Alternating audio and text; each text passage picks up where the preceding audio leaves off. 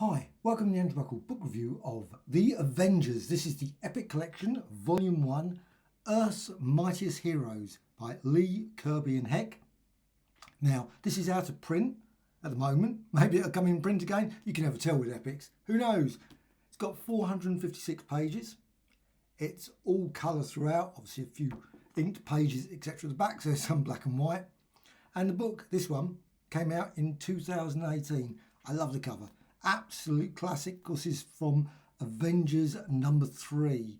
Now, you can get a slightly smaller form of this in the Marvel Masterworks. Now, I'm not certain if it covers exactly the same period. Marvel Masterworks probably doesn't, so you might have to get two to match the number of pages here. But just pointing that out.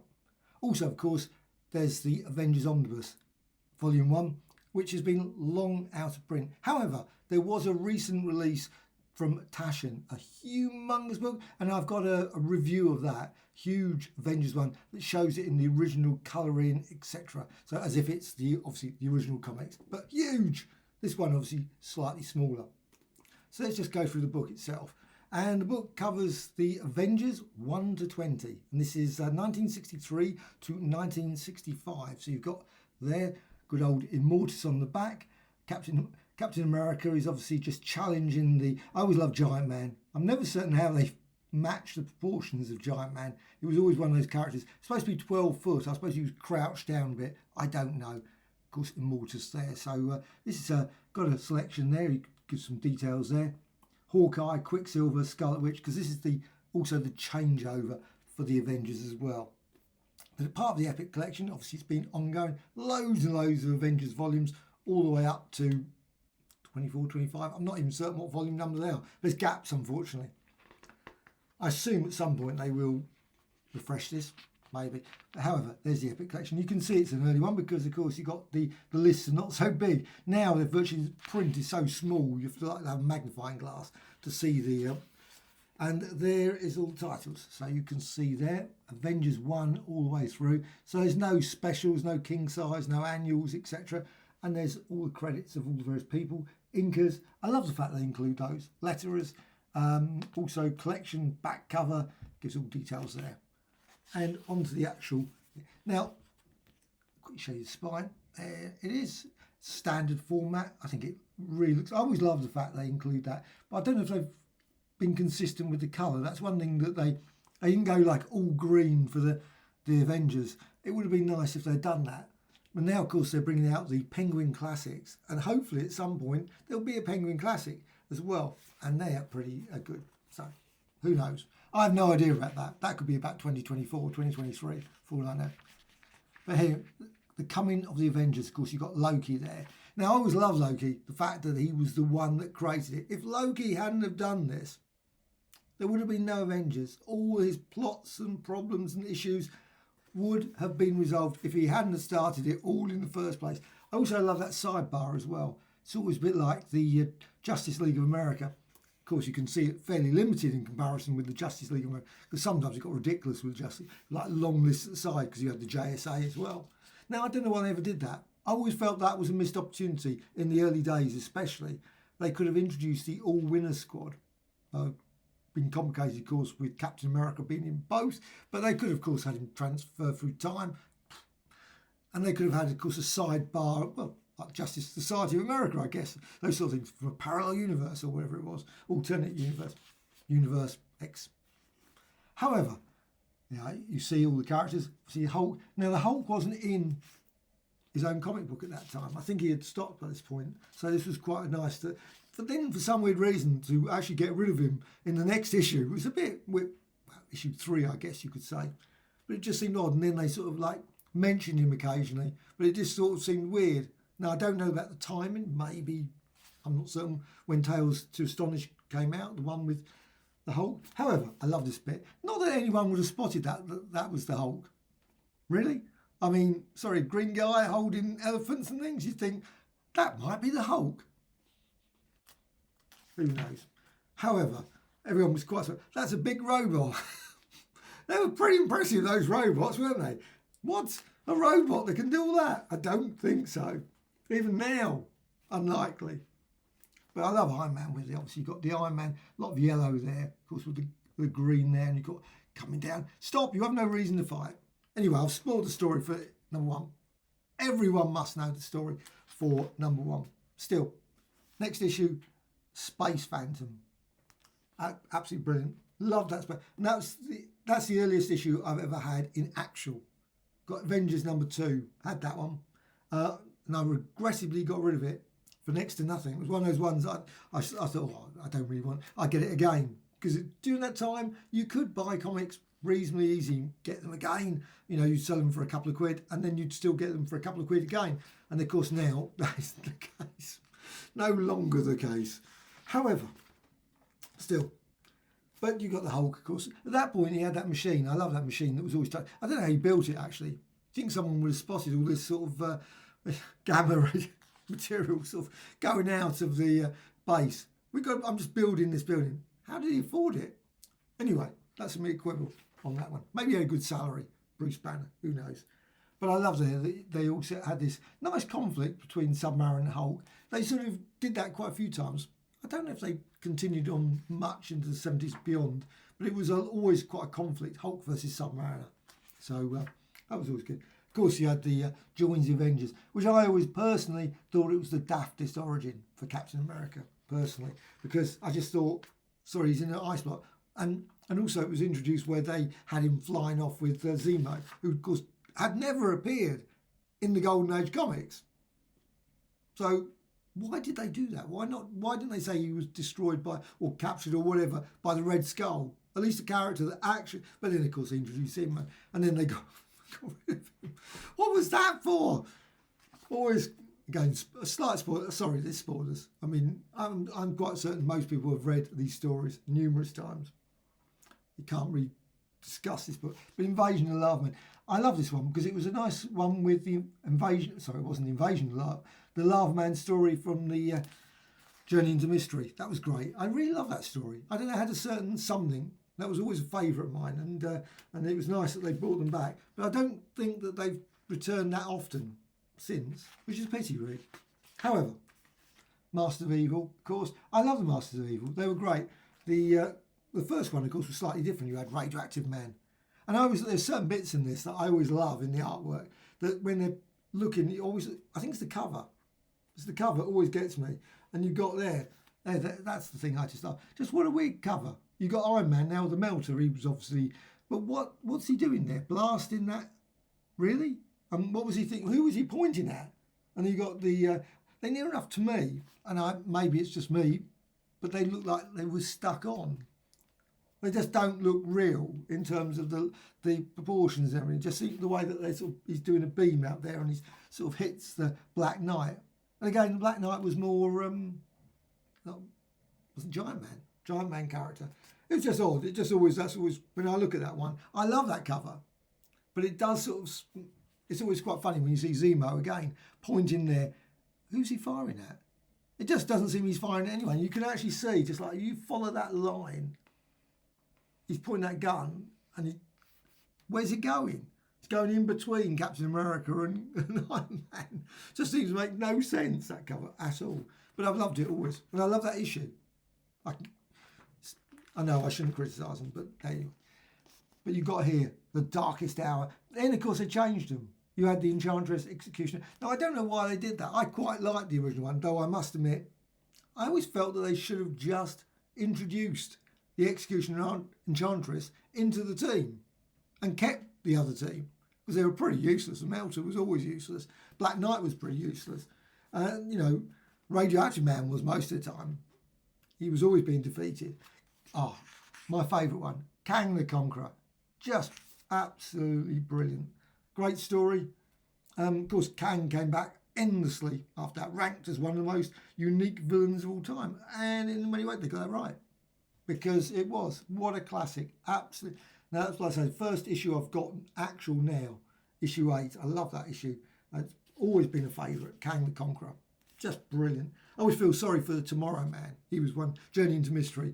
And I always felt Kang sort of surpassed him. I mean, I always felt they should have done a story where he sort of like basically defeated the Tomorrow Man.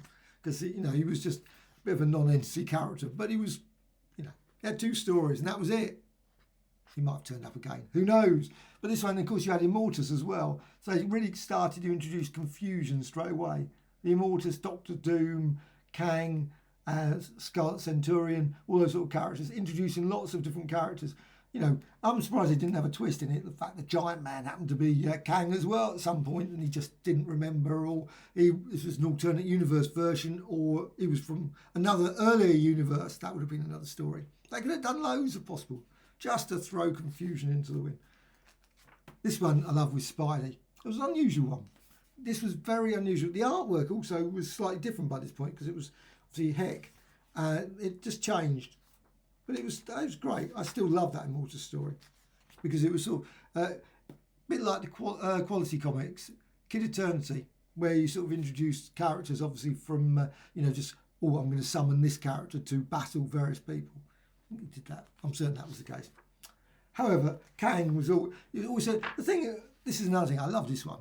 He works a robot out. This is a great bit. He works a robot. He takes it. He's got an image there of that robot, Spidey. A good way of bringing Spidey into it. Why didn't he just capture Spidey and actually scan him properly instead of using this scanner, which somehow he gets all his. He turns around and says every sub-microscopic detail, proto-image, his strength, knowledge, except personality, memories. Huh? From an image? I mean, I can imagine that 40th century or 50th, whatever it was, century intelligence would be pretty good. But from an image, I just feel that's a bit stretching it. I suppose he got time travel, he could travel thing, but if you're that good, why don't you know where Spidey is anyway? Just makes sense. But I love the fact that he sort of also displays this as well. He's got his little scanner. It's quite handy. See, the thing is, he's got a scanner that he can see all these villains. Why doesn't he just get all of them? Not just 5. Just get everyone. Pile them all in against the Avengers, like 5, and then just repeat it over and over again. No, that would be too easy. He would win. If it was that easy to just keep manufacturing, he could manufacture robots every day. He could have an army of Spider-Man robots. Anyway, I'm just putting slight holes in the story. But it's still, this hostage, please put in the comments below saying that I shouldn't be saying that because I never liked the Mole Man. This Mole Man's Don Heck. Of course, it was Don Heck at this point. And Dick Ayers. I love Dick Ayers' work. But it was just, Mole Man always was a bit of a, from Fantastic Four #1, I love this one, Captain Faria. He was a character that could have been more. They could have used him a lot more. He could have been a central character. I always felt that there was like a missed opportunity with him because he was sort of like the evil boss of this and that and whatever. And they could have with Hydra and everything. They did later, obviously Daredevil. Why not? He could have been a far more central character. Just missed opportunity. He obviously turned up later against the Avengers, which was quite good. That was a good one. I love that Avengers story. Even an Avenger can die. That was quite good. Though not the most ultimately as good as it could have been, but still, not saying that she should that would have been. My favourite in all of the Avengers is the Wasp. I don't know why I had to choose poor old Wasp to be the character in this story. But still, nobody else touches her. As he charges. A bit risky, bouncing through. This is probably not the best way of bouncing through a hospital because, you think you might actually knock like everyone over that size as well. How do you get through the doors anyway? But that's a mere quibble on that one. Then you had this weird bunch of aliens. That was the thing. I knew there was a reason why I didn't like it. Yeah, the aliens bit, they could have had the scrolls. Well, someone actually good. But I liked the end bit. That was nice. There was a nice end bit. And I think they should always go back to that place. That should be a story they should do. And this one was a great one. Now by my hand shall die a villain. And it wasn't going to be the Melter or something. Poor old Melter. Pastepot Pete. They could have got Pastepot Pete, but he wasn't. He didn't join up. That was in Frightful 4. But it was just great. Great stories. And of course it led on to the classic. One I haven't got. One of my favourites. I love this one. At the time anyway. I think now I look at it and think, well, maybe it wasn't that great, but it was still, for me at the time, I remember getting it thinking, wow, the original Avengers are going, and they're going to get this Scarlet Witch and Quicksilver, and I really loved them. They never really gave much detail about them, of course, because I think we didn't have the X-Men in the comics at that point. So I'm surprised they actually introduced that story because quite often when they did this, in our ones, they would often change things. They sort of like, you suddenly find that you've got some character in that is in the comics, and they would sort of redraw everything. But that would be too much, wouldn't it? I mean, how to redraw all those characters? That would have been. But that's a great story. I love the way they kept on battling against each other. That was really nice. They were not an easy group. But saying that, they were not an easy group in the original Avengers either. I mean, they were always squabbling. Look at Hulk when they had the Hulk. It was like literal punch-ups all the time. So, I mean, Hawkeye and Quicksilver, I think that they were always just... And, of course, Hawkeye always wanted to be head of thing, of course, which he was in the end. And that was great little stories as well. I love those ones. West Coast Avengers. Great books. I bought all the epics of those. Brilliant. Thoroughly. Oh, the Mole Man turns up again. Again, they really had not very... the best of villains, unfortunately, with these early stories. Mole Man twice? Really? I mean, he was bad enough when he turned up in the Fantastic Four. He was like the non-character. And they never gave him... I mean, I just think they could have done a lot more, maybe, if they were going to make him a good character. But they just didn't. He just had his like army of whatever they were called. And you know, it was just, why? And then, yeah, I love this character. You've got the Commissioner, which, of course, Commissioner, I can't even say that word. But we had a different name. I can't remember what they called him, General or something. They called him something else in the UK. Why they did that? Maybe because no one could say his name. That was the reason. I knew there was a reason. Commissioner, I can't even say it now. It's weird. It's some words that I just like you go, I know, I should know it. But I miss it. Some words you just struggle to say. And maybe that's why they changed it. I don't know what the reason was. Maybe it was some... Yeah, because we had that occasion in UK comics. They would change names. And also, my favourite was always they changed the presidents. They never kept the president. So when we had the comic, they would actually just redraw it. So it would be like Jimmy Carter or something. You think, what? Hang on, but this comic was set in the 60s. Why is Jimmy Carter as the president? I think they thought that everyone was, did not realise who the President of America was at that time, or Nixon. They did that all the time. It was weird. However, next story. I love that cover. I just love the red, actually. And I love the pop art. Pop art was always great. I don't know why. Pop art was always something that was about pop art ones. Who knows? I bought quite a few pop art ones just because of the pop art bit. Nothing to do with the stories, just this pop art. However, you got the Mandarin, of course, as well. I always loved the Mandarin. Again, a character that I felt that they should have done more with. They never really, and I'm just going to think of, with the Avengers, they never had really, other than Kang, obviously, later. Wasn't really until later that the Kang turned up relentlessly. In fact, maybe too many times. But they could have had the Mandarin. The Mandarin would have been a great character. You had the Iron Man, the links with the Avengers. He could have come... And there was always like bits where he was like threatening the Avengers. And then he never really turned up. That was it. Other than the annual. And this bit, I think maybe that was about it. And he could have been mastermind behind things, still manipulating on a grand scale the Avengers. But they never did that story, which is weird. And he had, swordsman, etc.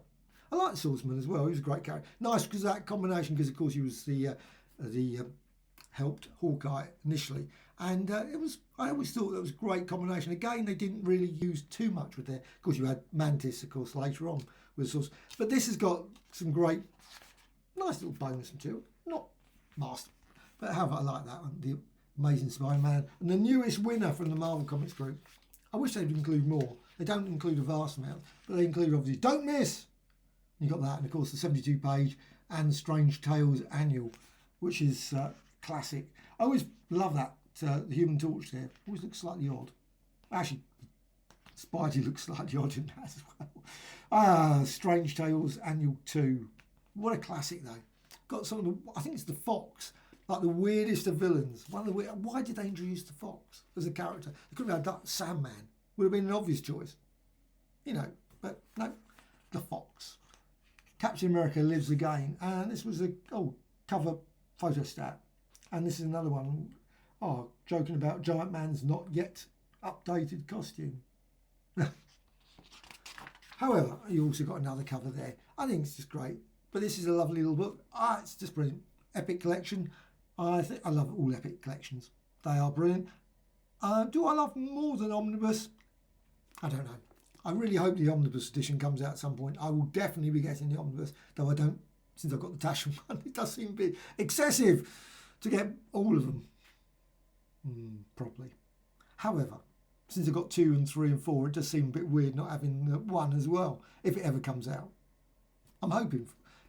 You'd think actually, unfortunately, because there's no film coming out of Avengers, we assume, therefore the likelihood of an Omnibus edition, maybe not. However, completely off subject, but this one, Avengers 1 to 20, it is a great little book. Really, really nice. Of course, the early years of the brilliant Avengers, and with the Hulk not appearing in too many, obviously, Captain America later on, and Thor, Ant-Man and the Wasp, as well as, of course, Quicksilver and the others.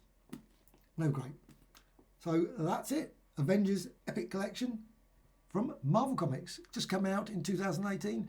I say out of print at the moment, so sorry about that. And hopefully you still can be finding copies around on the web. Earth's Mightiest Heroes. Totally recommended.